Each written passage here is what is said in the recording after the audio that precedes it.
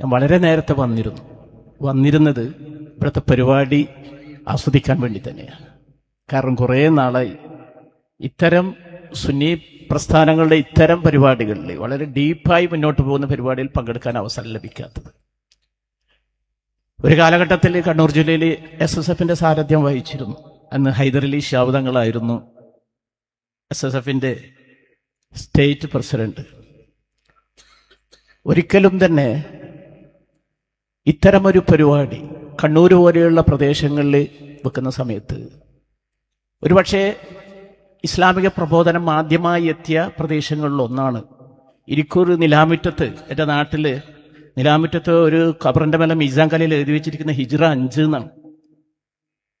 അതുകൊണ്ട് തന്നെ പ്രവാചകന്റെ സതീർത്ഥന്മാരിലെ സഹാബികളിലെ 2 പേര് ഇരിക്കൂറുന്നുണ്ട് എന്നുള്ള ചില ഹദീസുകളൊക്കെ പറയുന്നുണ്ട്. സംഭവം അതല്ല ഞാൻ ഇവിടെ നമ്മളെ പരാമർശം ഈ സമസ്ത കേരള ജമിയത്തുൽ ഉലമ എന്ന് പറയുന്ന ഒരു മഹത്തായ സംഘടന, ഒരു ചരിത്രകാരനായ പത്രപ്രവർത്തകനായ ഞാൻ ആ നിലക്ക് തന്നെ പറയും, ഒരു മഹത്തായ സംഘടനയാണ്.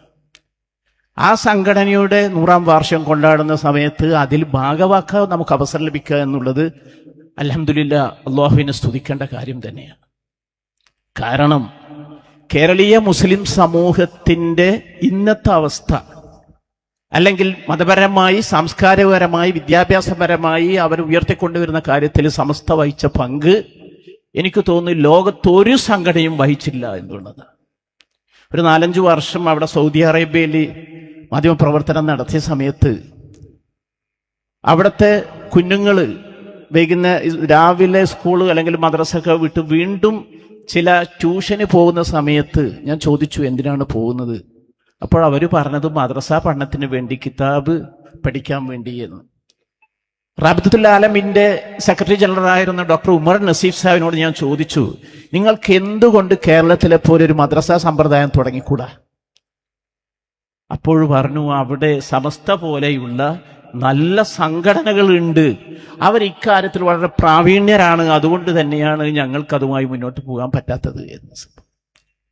നേരത്തെ അമ്പലക്കടവ് ഉസ്താദ് ചില കാര്യങ്ങൾ സൂചിപ്പിക്കുകയുണ്ടായി. അതായത് സമസ്ത കേരള ജമിയത്തുൽ ഉലമ വരുന്നതിന് മുമ്പ് തന്നെ 1919 കാലഘട്ടത്തിൽ തന്നെ ഇവിടെ മദ്രസകൾ ഉണ്ടായിരുന്നു. അതുപോലെ തന്നെ മറ്റ് സുന്നി പ്രസ്ഥാനത്തിന്റെ മൂവ്മെന്റ് ഉണ്ടായിരുന്നു.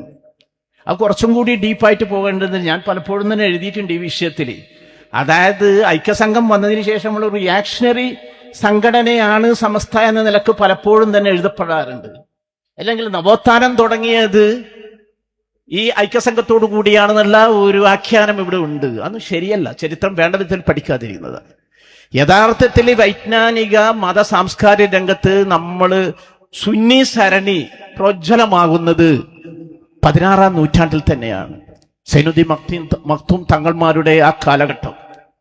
ലോകത്തിൽ തന്നെ ആദ്യമായി സാമ്രാജ്യത്തിനെതിരെ എഴുതിയ ഒരു ഗ്രന്ഥം തുഹ്ഫത്തുൽ മുജാഹിദീൻ ഇന്ന് 62 ഭാഷകളിലേക്ക് ട്രാൻസ്ലേറ്റ് ചെയ്തിട്ടുണ്ട്. നിങ്ങളറിയോ? 62 ഭാഷകളിലേക്ക്. ഇംഗ്ലീഷ് തന്നെ 5-6 വേർഷൻ ഉണ്ട്. തുഹ്ഫത്തുൽ മുജാഹിദീൻ എന്ന് പറയുന്നത് അത് തന്നെയാണ് ഫത്ഹുൽ മുഈൻ നമുക്ക് എഴുതി തന്നത്. സംഭവം ആ കാലഘട്ടത്തിലെ സുന്നി സരണി എന്ന് പറയുന്ന സമസ്തയുടെ മുൻഗാമികൾ ഇവിടെ സജീവമായിരുന്നു. സംഭവം യാതൊരു സംശയവുമില്ല.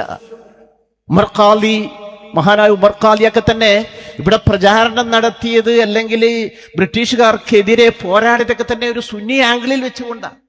യാതൊരു സംശയവുമില്ല. പക്ഷേ ആ സരണിയെ കുറിച്ച് കൂടുതൽ പറയാതെ ഇവിടെ ഐക്യസംഘം വന്നതിന് ശേഷം മാത്രമാണ് നവോത്ഥാനം തുടങ്ങിയതെന്നൊക്കെ ഞാൻ പറയുന്നത് ഏതോ ഒരു കാട്ടുപൂ വിരിഞ്ഞപ്പോൾ ഇവിടെ വസന്തം വന്നു എന്ന് പറയുന്നതിന് തുല്യമാണെന്ന് അവരുടെ സസൽ വെച്ചിട്ട് ഞാൻ പറഞ്ഞിട്ടുണ്ട്. സംഭവം യാതൊരു സംശയവുമില്ല. അതുമാത്രമല്ല, വളരെ യാഥാസ്ഥികരെന്നും ഇംഗ്ലീഷിൽ ഓർത്തഡോക്സ് കൺസർവേറ്റീവ് എന്നാണ് എഴുതി വെച്ചിരിക്കുന്നത്. റൊളാൻഡ് മില്ലർ അദ്ദേഹത്തിന്റെ മാപ്ലാസ് ഓഫ് മലബാർ എന്ന പുസ്തകത്തിൽ ഒരു ചാപ്റ്റർ സമസ്തയ്ക്ക് വേണ്ടി മാറ്റി വെച്ചിട്ടുണ്ട്.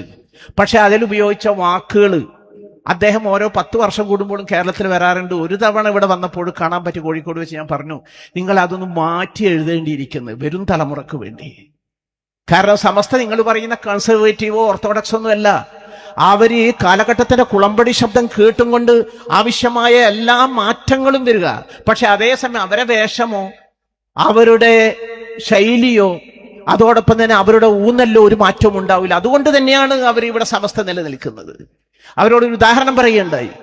അതായത് ഖിലാഫത്ത് ഉസ്മാനിയ ഖിലാഫത്തിനെ തകർത്ത നമ്മുടെ കമാൽ പാഷ ഉണ്ടല്ലോ, അതിനുശേഷം ഒരു 10-70 വർഷക്കാലം തുർക്കിയിൽ ഒന്നും ഇസ്ലാമപരമായിട്ടൊന്നും ഉണ്ടായിരുന്നില്ല. ബാങ്ക് വിളി പോലും തന്നെ തുർക്കി ഭാഷയിലായിരുന്നു. പക്ഷേ വീണ്ടും ഇസ്ലാം വന്നു. കുറച്ചു കഴിഞ്ഞപ്പോൾ എങ്ങനെ വന്നു?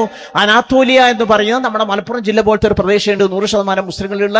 അവിടുത്തെ സുന്നികള് അവരൊരിക്കലും തന്നെ ഇസ്ലാമിന് വിട്ടിരുന്നില്ല. അവരൊരിക്കലും തന്നെ ഈ കമാൽ പാഷയുടെ ഐഡിയോളജിയിലേക്ക് പോയിരുന്നില്ല, യൂറോപ്യനൈസേഷൻ നടത്തിയിരുന്നില്ല എന്നുള്ളതാണ്. ഒരു മതത്തെ നിലനിർത്തുന്നത് അതിന്റെ യാഥാസ്ഥിക വിഭാഗമാണ്. നേരത്തെ മുൻ പ്രാസംഗിൽ എനിക്ക് മനസ്സിലാക്കാൻ സാധിച്ചത്, ഒരു പരിഷ്കരണം കൊണ്ടുവന്നു, മാറ്റം വന്നു കഴിഞ്ഞാൽ അതിന്റെ ഹസൽ പോവുക. അതുകൊണ്ട് തന്നെ ഇസ്ലാമിയെ ജൈവികമായി നിലനിർത്തണമെങ്കിൽ, അതിന്റെ തനത് ശൈലി നിലനിർത്തണമെങ്കിൽ സമസ്തയെ പോലെയുള്ള സംഘടനകൾ തന്നെ വേണം. അൽഹംദുലില്ലാഹ് നിങ്ങൾക്കൊരു വലിയ ഒരു നേതൃത്വത്തെയാണ് കിട്ടിയിരിക്കുന്നത്.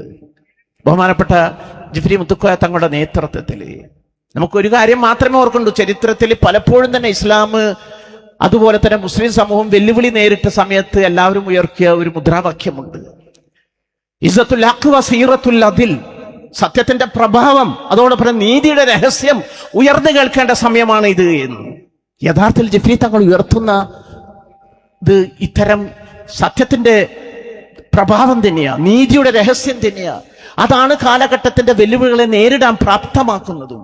പിന്നീട് ഈ പറയുന്ന ഈ പുരോഗമന പ്രസ്ഥാനം എന്ന് പറയുന്ന അല്ലെങ്കിൽ നവോത്ഥാന പ്രസ്ഥാനത്തെ കുറിച്ചൊക്കെ നമ്മൾ ഡീപ്പായിട്ട് പഠിച്ചു കഴിഞ്ഞാൽ ഒന്നുമല്ല നമുക്ക് മനസ്സിലാക്കാൻ സാധിക്കും. കേരളത്തിൽ അൽ മനാറായിരുന്നു ആദ്യമായി പ്രസിദ്ധീകരിച്ച ഇവരുടെ പുസ്തകം, അവരുടെ മാസിക. യഥാർത്ഥ അൽ മനാർ എന്ന് പറയുന്നത് ഫ്രാൻസിൽ നിന്ന് അടിച്ച് സൗദി അറേബ്യയിൽ വിതരണം ചെയ്ത ഒരു ഇതാ. കാരണം അത് ഒരു കോളനി ശക്തികളുടെ ഒരു ഭാവമായതുകൊണ്ട് തന്നെ. അതുകൊണ്ട് തന്നെ സമസ്ത ഒരു വലിയൊരു സംഘടന, മഹത്തായൊരു സംഘടന എന്നതുകൊണ്ട് തന്നെ അതിൻ്റെ 100ാം വാർഷികം ഇനി ഫെബ്രുവരിയിൽ ചേരുന്ന സമയത്ത് നമ്മളെല്ലാം തന്നെ അവിടെ സന്ധിക്കണമെന്ന് മാത്രമല്ല, നമ്മുടെ ജീവിതത്തിന്റെ ഏറ്റവും വലിയ ഭാഗമായതിനെ മാറ്റിയെടുത്തുകൊണ്ട് പുതിയ തലമുറയെ കൊണ്ടുവരാൻ വേണ്ടി ശ്രമിക്കുകയും ചെയ്യണമെന്ന് പറഞ്ഞുകൊണ്ട്